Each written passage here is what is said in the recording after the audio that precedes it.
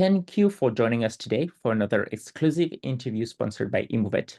Help your horses reach their maximal potential with Immovet's line of natural homeopathic products. I'm your host today, Aurélien Drumion.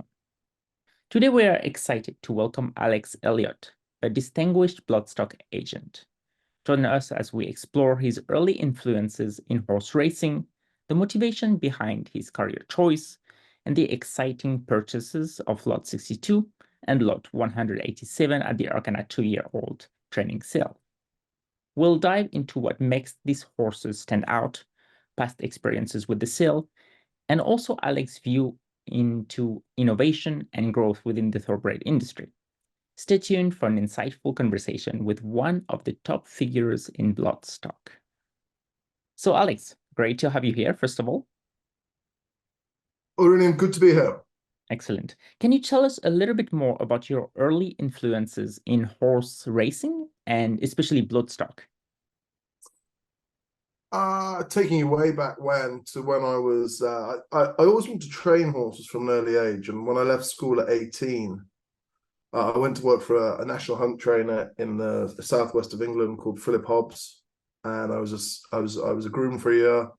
And then he made me his pupil assistant for 2 years, which was fantastic. And I was on the road to getting experience to train. And then I saw an advert for a program which at the time was called the Dali Flying Start, which is now the Godolphin Flying Start, which is a scholarship program sponsored by His Royal Highness Sheikh Mohammed. And miraculously, I managed to get a place on there with 11 other people from around the world. And we spent 2 years traveling the world and basing ourselves in Dali Godolphin facilities, studying in Ireland and England, Kentucky, Australia, did a little bit of time in New Zealand, Hong Kong, Dubai, and then back to England and Ireland to finish up. So I graduated from that in 2008. And then I carried on with my training, for my training career. I worked for Michael Stout for 8 months. And then I went to America and worked for a year for Christophe Clement on the East Coast of the States. And then I got asked to go to California to be Owen Harty's assistant. And we had some superstar racehorses there, including Well Armed, who won the World Cup when it was actually run at Nad Al Sheba. And I couldn't get a visa, unfortunately, to stay in the States. I think I would have trained in America, but in 2012 I had to come home, and I landed back in the UK with no money and no real contacts because I'd obviously been traveling and I'd been away for so long. So I thought to myself, how do I get going and how do I meet people? I didn't want to be an assistant trainer anymore. And so I started working for a chap that I'd met in California, Jamie McCalmont, who managed Paul Redham, who at the time had horses like I'll Have Another and Nyquist. And I worked for Jamie for a year. He was a bloodstock consultant. I worked for him as his assistant for a year. And then in 2014, branched out on my own. So this is my 10th. This is my 10-year anniversary this year. Wow, congratulations. That's pretty amazing. What a journey. It's gone well. Listen, it was a great education. All I can advise for anybody in the game is things take time. You know, as a kid, I always watched Aidan O'Brien and I wanted to train, and Aidan O'Brien looked about 20 and he was winning all these classics, but he's a real anomaly, Aidan O'Brien. And I think for anybody else, it's all about putting as much groundwork in and absorbing as much from the best in the business as possible before you find what works for you. And bloodstock is something that luckily is working for me to this point. Fair enough. If you had the chance, would you move back to the US, or just you're very happy to be in the UK? No, very happy in the UK, very settled. I got a young family. My wife works on Sky Sports Racing. She's a TV presenter. We've got 2 young kids. We live in the country. We've got a little farm, and everything's going well. I couldn't wish for I couldn't wish for a lot more, to be honest. Fair enough. With a very nice home, as we can see behind you. All right. What motivated you to pursue a career, as a bloodstock consultant, and how did those experiences shape your approach these days? Well, I think whatever you do in life, you've got to try and have an edge in it. You've got to try and do something better than everybody else. And what I feel has given me the chance to buy good bloodstock that works out for people is I look at it from a trainer's point of view. In America, those horses are they walk in the shed row the whole time. They train on a round dirt surface. You get to see what horses stay sound, what horses don't stay sound, what horses are fast, which horses aren't fast. And I think that gave me my edge. I'm not saying it's a big edge. I'm not saying it is an edge, but it feels an edge to me. Is when I look at horses at public auction, I think I look at them from a trainer's point of view. You know, what I could handle as a trainer. Every horse I buy as if I'm going to train it. I buy it as if I want to look at that horse every day. And, you know, you become very heavily invested in it personally.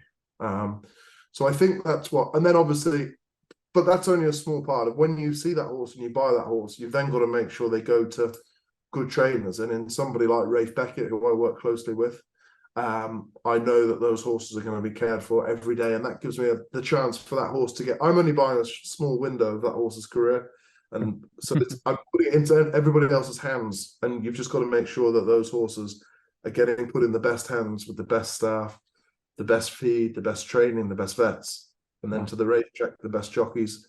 And that's where I've tried to put myself in a position for buying bloodstock, and then on the you know. On the what should I say, in terms of then I can go and buy foals on the same basis. I buy mares, so everything I buy is kind of with the same. I'm pretty much self-taught the way that I conduct my business. But that's worked for me. I think that from being so obsessed with training has given me an edge in buying horses. Definitely, and very much of a team effort in a way, like you mentioned. Absolutely, you're nothing without the team around you, without the person that supports you in terms of gives you the order to buy the horse. B, the people that work with me at the sales, from Lucy, my assistant, who takes care of lists. She's pulling out the horses. It means, you know, we try and look at about 200 horses a day at the yearling sales. So you've got to try and get through them quickly. You need to then have the right vets. You need to have the right trainers. So I'm all about team for sure. It's all about team. Excellent. Can you share with us the story of when you first saw lot 62 and decided to purchase it for your clients? Cool. Well, the 2-year-old sales are a very interesting aspect to our business in that a lot of the hard work has been done. The horse has been selected. Okay. The horse has been trained.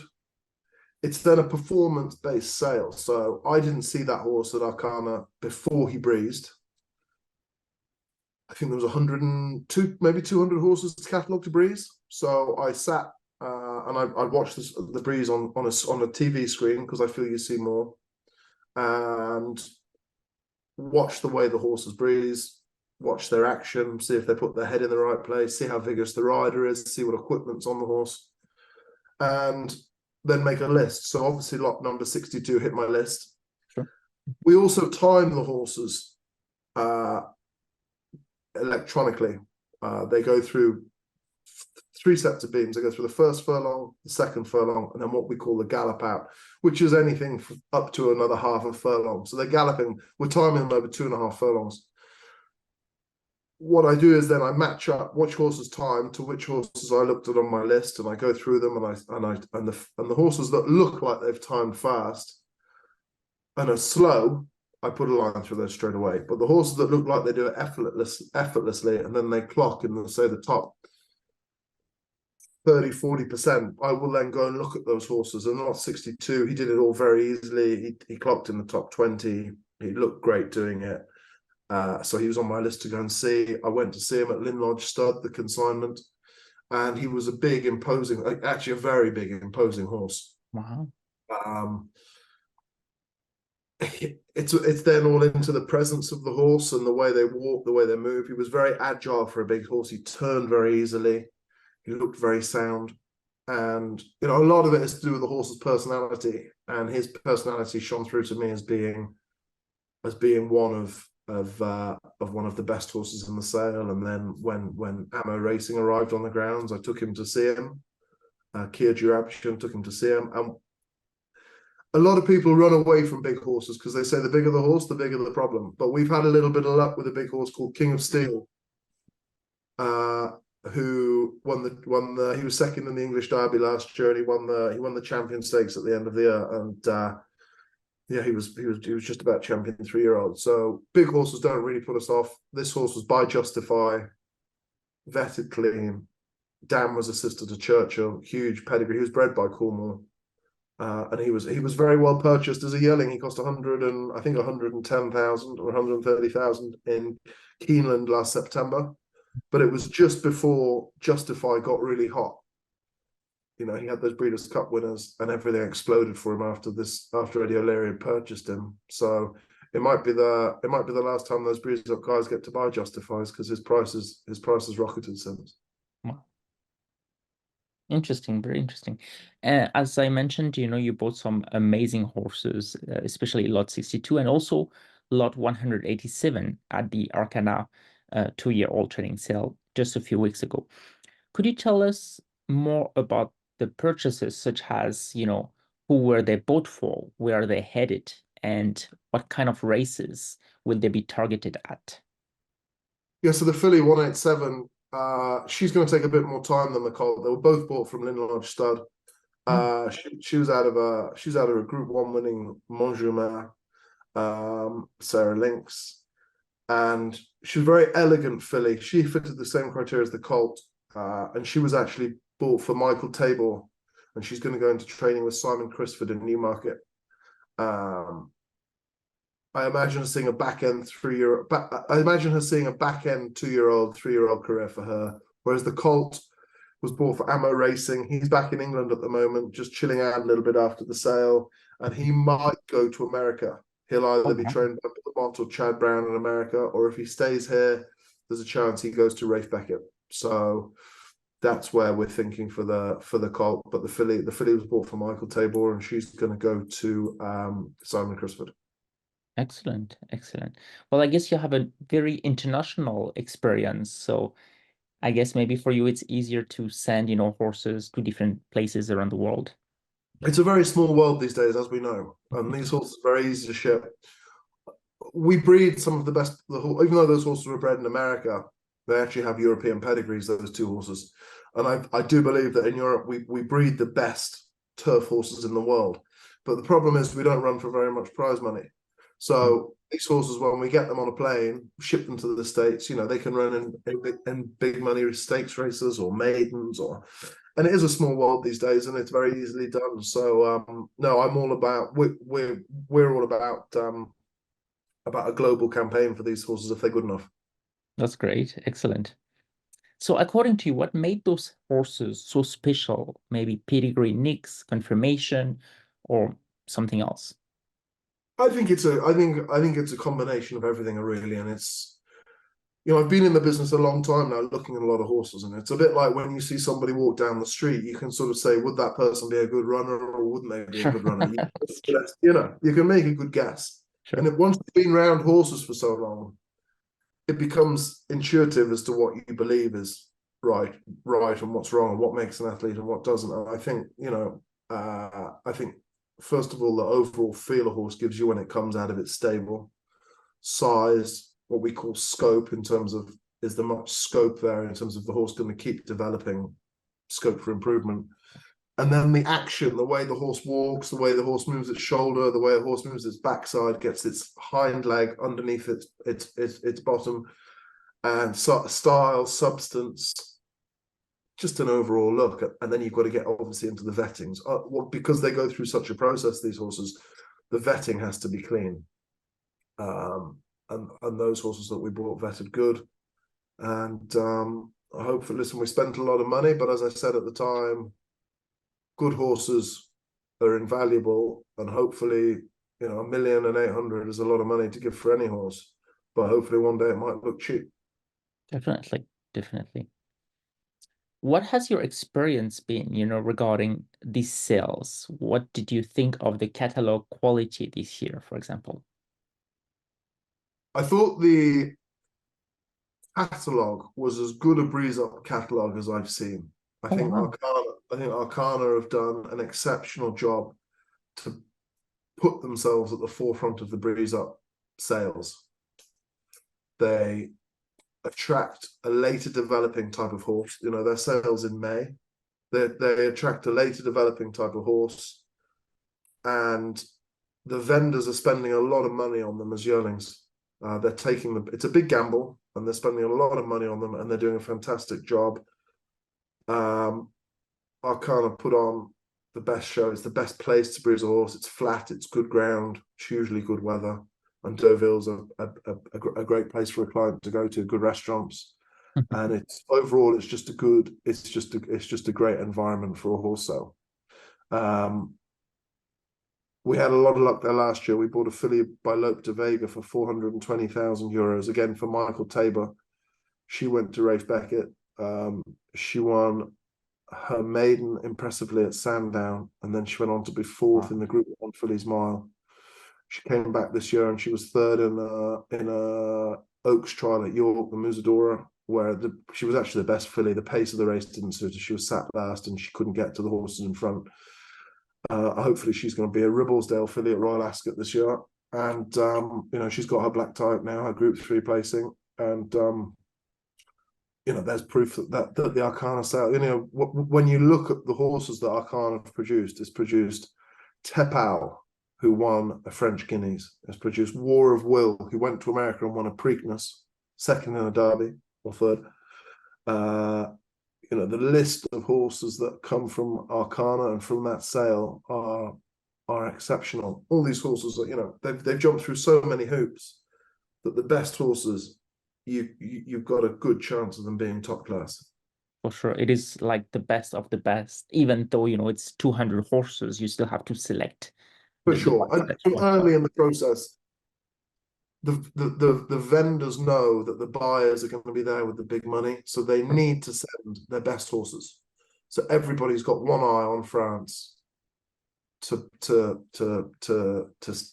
sell their best, and you can be guaranteed that it's going to be, even those 200 horses might knock down to 180, 170 after scratches, you can be guaranteed that it's going to be a deep pool of horses breezing. Wow. Very interesting.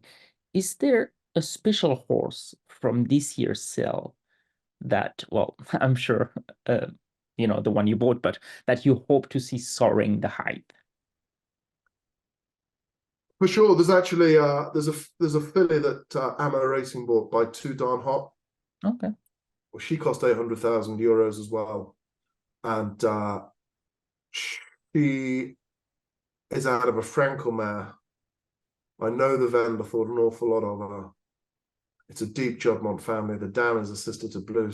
The dam is a sister to Blue Stocking, who won a Group 2 the week after we bought her, and she's called Cathedral. And she'd be one that I'd be fairly. I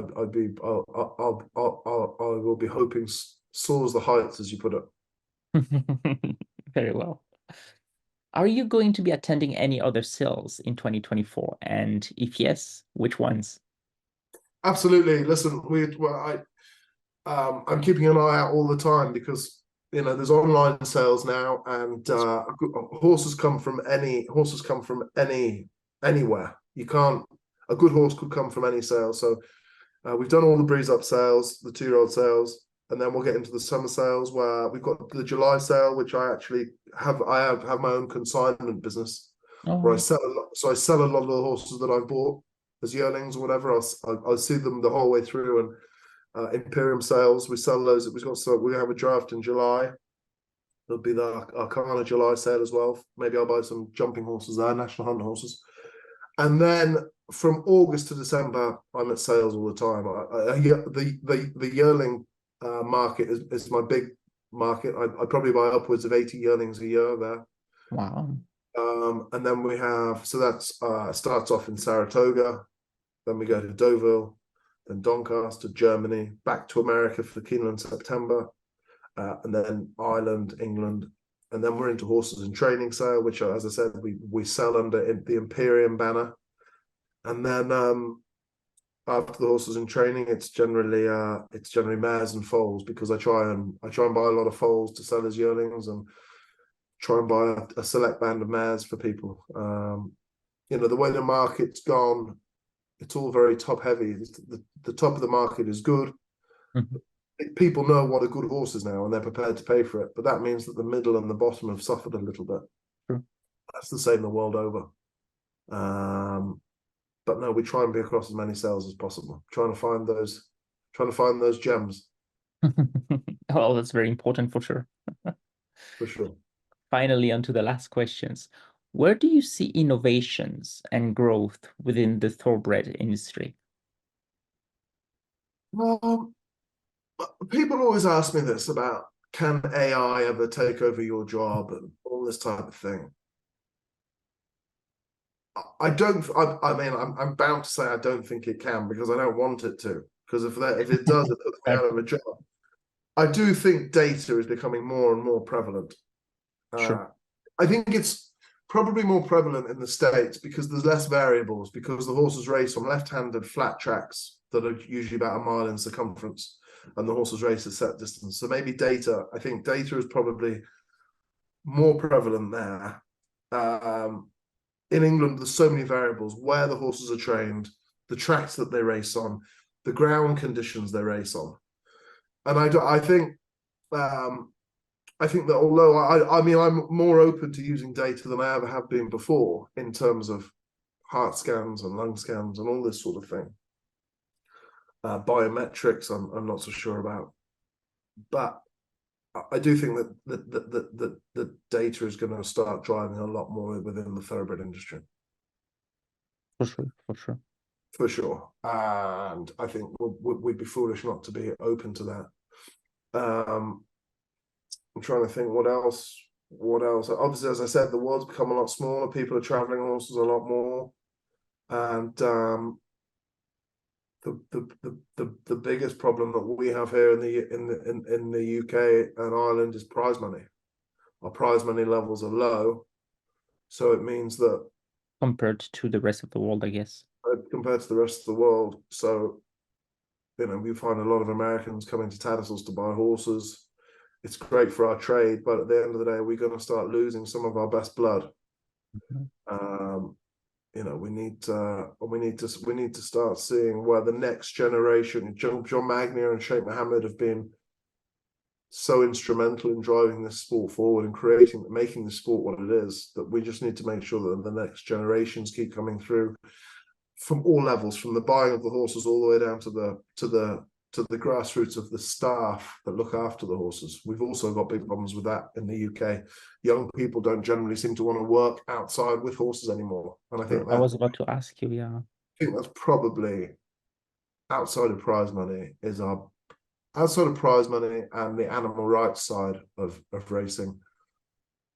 I think that the staffing is becoming the biggest issue, because when I left school at 18 and I went to work in the yard mucking out. I don't think people look at their phones now and see what they think success is, and I think they kind of generally lose sight of the fact that they've got to build an organic way. Otherwise, it's got to have strong their businesses have to have strong foundations, and the only way you can do that is by learning about the horse at a basic level and working hands-on with them. Well, that's very true. I keep hearing that the Middle East, especially the new generation in the Middle East, is growing quite significantly compared to maybe Europe or the UK or even the US. What do you think? I think that's great news. I don't generally, because of my career, the way it worked out, every time I get on a plane, I go west to America. I rarely get on a plane and go east, so I don't really know exactly what's going on in the Middle East. I was at the Maryland sale last week, which was a 2-year-old sale in Timonium, Maryland, held by Fasik Tipton, and the whole market was underpinned by Middle Eastern buyers. Oh wow! So horses going to Saudi, a lot of horses going to Saudi, a lot of Saudi people buying horses to race in America, dirt horses.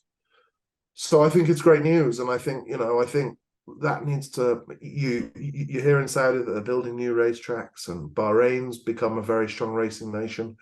Dubai, year on year, it seems to produce some great racing there at Meydan and Jebel Ali. So, we definitely need to keep supplying those markets, and we definitely need to keep the young Middle Eastern generation interested, and we need to keep them buying horses, because it's an amazing game, and it rewards those who follow it closely.